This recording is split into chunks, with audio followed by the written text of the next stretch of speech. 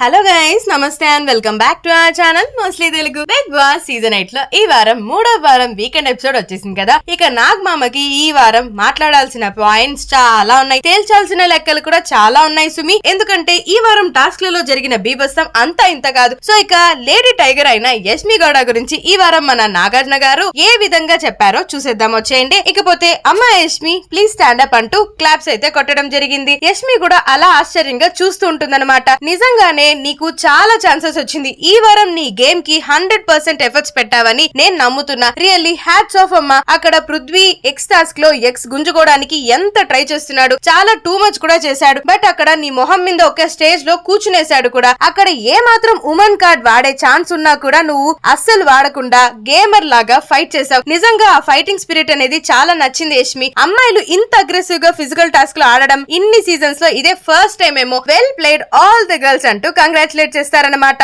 అందరు గర్ల్స్ కూడా నవ్వుతూ క్లాప్స్ కొట్టేస్తారు. ఇక యష్మి గురించి నిజంగానే స్పెషల్ అప్రిషియేషన్ ఇయ్యాల్సిందే. నామినేషన్స్ లో నువ్వు మాట్లాడిన పాయింట్స్ కానీ తూటాలాగా పేలాయమ్మా. Really well deserved points. నీ ఒక్క నామినేషన్ పర్ఫెక్ట్ నామినేషన్ అని అనిపించింది. అసలు గేమ్ విషయానికి వచ్చేస్తే ఆటలో ఉంటే నీకు పూనకాలే అమ్మా. Really I like your game strategy. అంతే, ఎంత బాగా టైగర్ లాగా ఫోర్ట్ చేసావు. అసలు ఎంత బాగా ఆడావంటే టైగర్ లాగా. అసలు పృథ్వీ ఎంత నీ మీద పడుతున్నా, పృథ్వీ ఎంత గుంజుతున్నా, ఆఖరికి నీ మొహం మీద కూడా కూర్చున్నాడు. పృథ్వీ నిజంగానే చెప్తున్నా, నీ గేమ్ నువ్వు ఆడావు, బట్ టూ మచ్ గా చేసేసా అనిపించింది.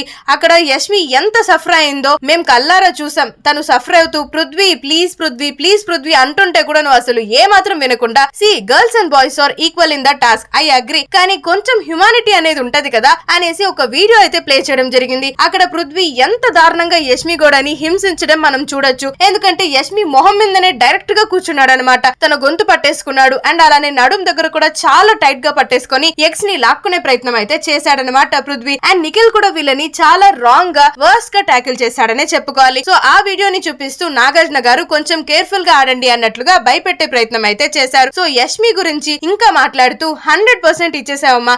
ఇలాంటి పర్ఫార్మెన్స్ నే, ఇలాంటి గేమ్ నే మేము నీ నుంచి ఎక్స్పెక్ట్ చేస్తున్నాం. ఇంకా మున్ముందు ఎపిసోడ్స్ లో నువ్వు విజృంభించేసాలి. నిజంగానే లేడీ టైగర్ అనిపించుకోవాలి. గేమర్ అంటే నువ్వే అన్నట్లుగా చాలా అయితే చాలా బాగా ఆడావు. ఎంత కష్టపడ్డారో really I really appreciate your total team. Yashmi, Prerana వీళ్ళందరికీ కూడా స్పెషల్ అప్రిషియేషన్ ఇవ్వాల్సిందే అన్నట్లుగా. సో నాగ్ సార్ వచ్చేసి సింపుల్ గా బ్రిలియంట్ అంటూ యష్మి గౌడని ఆకాశానికి అయితే ఎత్తే ప్రయత్నం చేసేసారనమాట. ఇంతకీ మీరేమంటారు? ఈ వారం శివంగివే అన్న పర్ఫార్మెన్స్ వచ్చేసి నాకెందుకనో యష్మి గౌడకి పర్ఫెక్ట్ గా సూట్ అయిందని అనిపించింది. మరి మీ ఒపీనియన్ ని కామెంట్ బాక్స్ లో చెప్పేయండి.